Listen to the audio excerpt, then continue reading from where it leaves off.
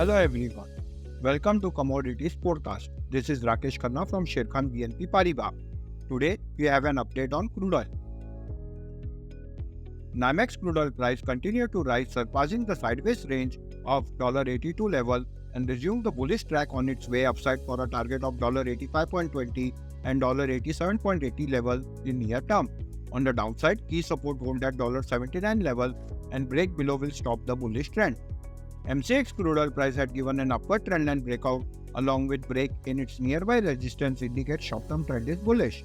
However, key resistance hold at 6,890 level and break above will surge the price further up till 7,100 and 7,300 level in near term. On the downside, key support hold at 6,650 level and break below will act as a trend reversal. The price indicator is bullish. Thank you.